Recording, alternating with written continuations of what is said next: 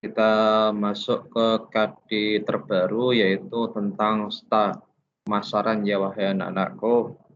Di sini dalam dunia usaha khususnya untuk kalian-kalian yang ingin memulai menjadi seorang entrepreneur, itu selain tahapan produksi adalah tahapan pemasaran. Maka ada yang bilang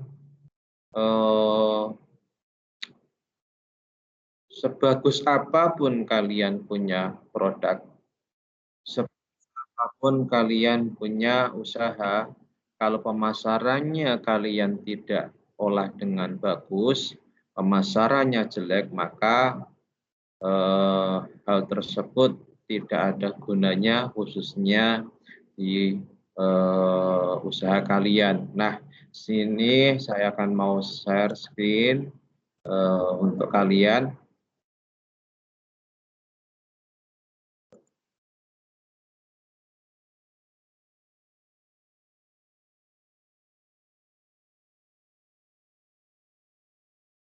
Nah, di sini anak-anakku menguak ya, menguak pemasaran.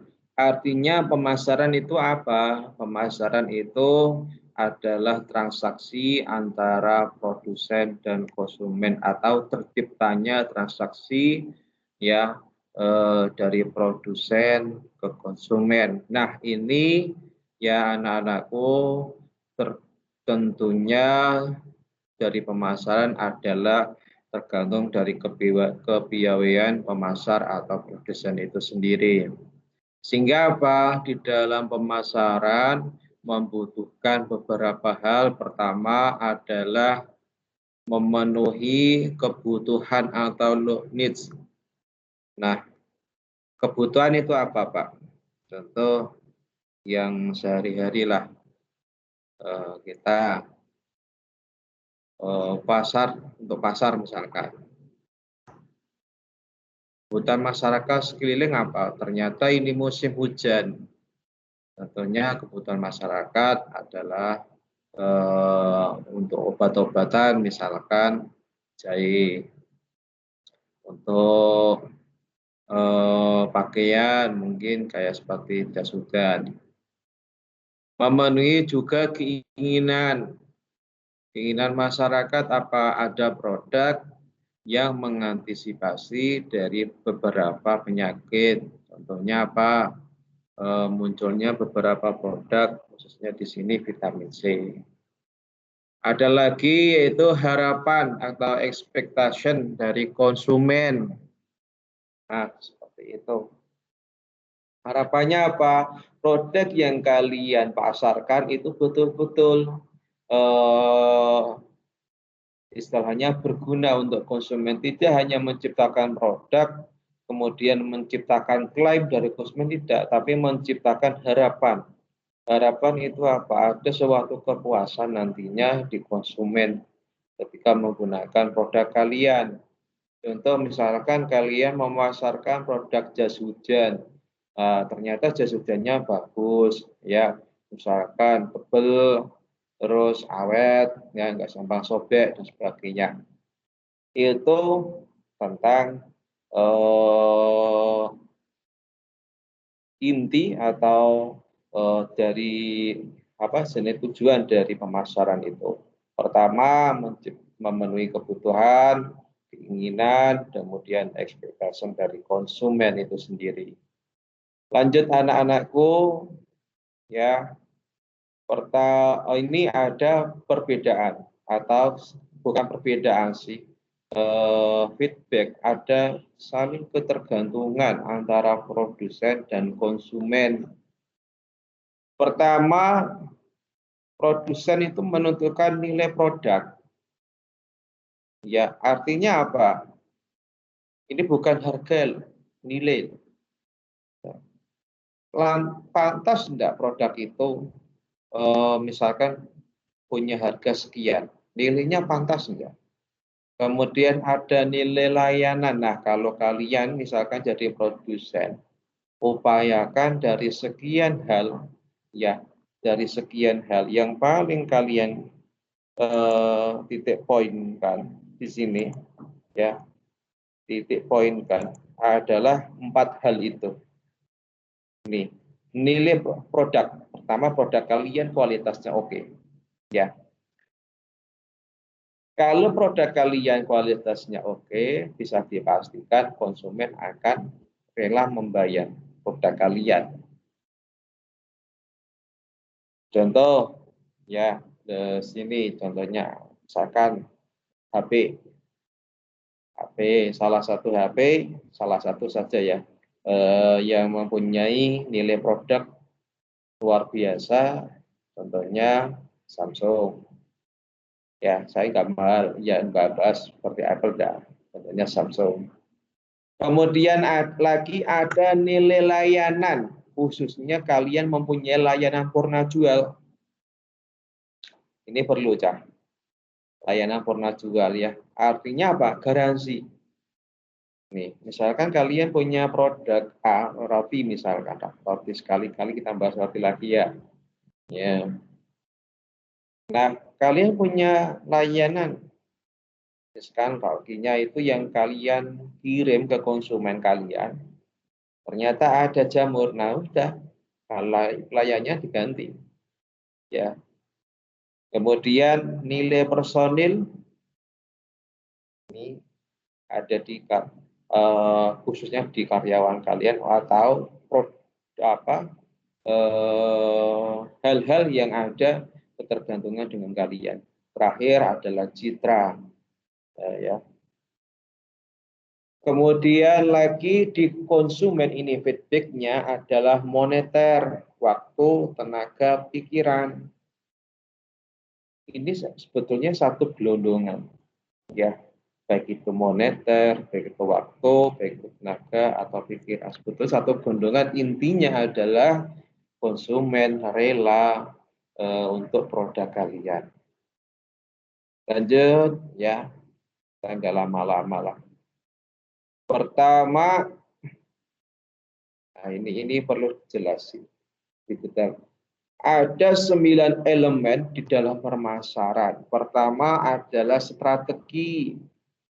Ya, nanti kita bahas setelah slide ini. Pertama segmentasi. Kemudian target positioning. Kemudian lagi market share-nya atau taktiknya. Ya, kita harus memenuhi 3 hal, yaitu pertama selling, marketing mix, kemudian nomor 3-nya adalah differentiation. Terakhir adalah value. Konsumen itu bisa menghargai produk kalian itu sebab value, sebab 3 hal ini. Pertama brand, ya. Yang kedua adalah service kalian. Yang terakhir adalah proses. Nah, kita bahas pelan-pelan. Kita bahas strateginya. Segmentation. Di sini misalkan kita tahu segmentasi pasarnya itu siapa. Kalian buat produk itu pasarnya ke siapa itu harus tahu. Nggak asal. Ya, misalkan produk kalian di sini adalah es krim misalkan. Ya, ini waktunya hujan, jualan es krim nggak apa-apa. Yang penting kalian tahu pasarnya kan gitu.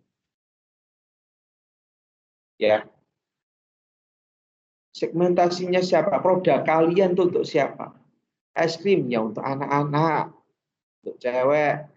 Nggak mungkin kalian kasih ke orang tua yang sudah tua, misalkan mbah-mbah ya. Misalkan lagi kalian jualnya pasar bakso. Nah, ini pasarnya siapa? Ya tentunya orang yang suka dengan bakso. Nggak mungkin orang yang punya kolesterol. Contohnya lagi sekarang yang baru tren itu sepedaan. Ada sepeda yang lagi booming, Tuh, sepeda lipat, pasarnya siapa? Kamu harus tahu. Nggak mungkin orang-orang yang memang punya kesibukan lebih, kemudian orang-orang yang tidak punya finansial yang cukup untuk membeli hal itu. Target kalian dalam sebulan ini ada. Target kalian dalam seminggu atau dalam sehari, seminggu, sebulan, setahun. Ada targetnya. Oh, target saya sehari mampu menjual sekian produk saya. Target saya 1 tahun mampu menjual produk saya. Nah, itu adalah target atau strategi daripada pemasaran kalian. Yang terakhir, positioning. Positioning ini apa? Tidak tempat saja. Ya, termasuk yang akan menempati positioning kalian adalah merek yang kalian jual. Ini kalau merek atau membuat produk, ya, mengcloning produk orang lain. Banyak Pak, banyak. Contohnya apa? Di sini mungkin ayam itu loh, ayam pop. Ya, bahasa kita ayam Kentucky. Itu awalnya kan brandnya yang mempunyai kan dari KFC. Kemudian sekarang banyak dijual di jalanan. Ya, termasuk positioning ini kalau kalian dalam pemasaran ini adalah menentukan dalam perusahaan kalian. Ya, kalian jadi sales lah di perusahaan jarum atau perusahaan Politron. Perusahaan apa yang mempunyai positioning bagus. Kalian jualnya nyaman dengan kalian mengawali atau membuka peluang usaha baru, membuka usaha baru. Itu agak sulit ketimbang kalian sudah ada di positioning itu sudah dikenal oleh masyarakat. Nah, ini poin yang harus kalian lakukan adalah janji yang diberikan produk perusahaan kepada pelanggan. Ini seringkali, contohnya ya, Sunlight ya, membersihkan tanpa meninggalkan lemak atau apa itu. Kalau Honda, One Heart, Yamaha selalu di depan. Ini menjadi janji dari perusahaan, ya, diusahakan janji tersebut harus bisa ditepati. Lanjut, selain strategi adalah ini bahas lagi positioning. Nah, positioning itu sama dengan di sini juga bisa dikatakan ikrar janji kalian. Contohnya apa? Di Indonesia itu banyak ya, banyaknya keluaran produk mobil contohnya dengan porsi besar. Beda dengan yang ada di luar negeri, mobilnya kecil-kecil. Ya contohnya apa? Avanza, Livina, Grand Livina, ya Xenia, Innova dan sebagainya. Kenapa? Orang Indonesia ini senengannya kalau kemana-mana ya orang banyak gitu. Ya, mau gini ngajak adine, ngajak maane, ngajak mbak dan sebagainya. Wes tak kira-kira sak kamu diangkut itu diangkut kabut. Itu makanya muncul ya startup atau muncul produk yang memenuhi kriteria dari daerah tersebut. Contoh gini, untuk positioning gini. Kalian jual di Muria, kalian dicolok. Usahanya dicolok itu ada usaha ojek untuk jalan ke makam Sunan Muria. Kalau pakai motor oke. Cuma coba kamu di situ membuat bisnis ya becak, jaran. Nah, aku enggak. Ya mungkin saya katakan tidak laku. Andaikan laku kemungkinan kecil. Itu kita tahu tempatnya. Di Colo wayah udan dodolane bakso, dodolane kopi, dodolane geduk, pas positioningnya. Yang Colo dodolane es krim, ya wes. Termasuk dari ini kita tahu, ya kita tahu posisinya itu posisinya termasuk cuaca juga. Kita masuk ke market share-nya, anak-anakku. Pertama, selling. Ya, di penjualan itu termasuk ya di situ ada benefitnya, keuntungan dari penjualan itu. Kalau dulu saya diajari dalam penjualan, itu usahakan dalam penjualan itu nggak lebih mengambil keuntungan dari 30%. Ya, tapi rata-rata orang yang punya usaha keuntungannya rata-rata 10%, anak-anakku. Nah, itu misalkan kamu ngambil produk harganya 10.000, jual 11.000, katakanlah seperti itu. Pertama, detailing adalah membahas kelengkapan fasilitas fisik. Artinya, ini nanti produk kalian ada enggak fasilitasnya? Kemudian manfaatnya. Dan terakhir, ada enggak sebagai masalah? Contohnya gini, produk yang sekarang lagi tenar ya kan, itu kan virus corona. Banyak yang menjual fasilitas yang luar biasa. Contohnya adalah masker, kemudian hand sanitizer. Tujuannya apa? Dia mempunyai pemecah masalah adalah menghambat penyebaran daripada virus tadi. Lanjut, marketing mix. Di sini yang dibahas adalah produk kalian. Produk kalian, oke, price, harganya, place, kemudian tempat kalian jualan. Ini juga mempengaruhi. Ya, kalian punya warung makan, jualannya di dekat kuburan. Sampai teko sapa? Kalian punya warung makan di dekat jalan raya sering dilalui, dilalu-lalangi mobil-mobil besar, dilalui orang banyak. Nah, potensi dari jualan kalian luar biasa. Terakhir adalah promotion. Ya, promosi ini yang taktik yang paling luar biasa. Ya, kenapa? Pada beberapa perusahaan hampir keuntungan dari perusahaan itu larinya masuk ke promosinya, hampir sekian persen, paling banyak sendiri. Kenalkan pada masyarakat kalian produk itu. Mulai apa? Mungkin iklan di televisi bisa, iklan radio, iklan berupa brosur, ya. Termasuk iklan kalian adalah memberikan icip-icip kepada masyarakat.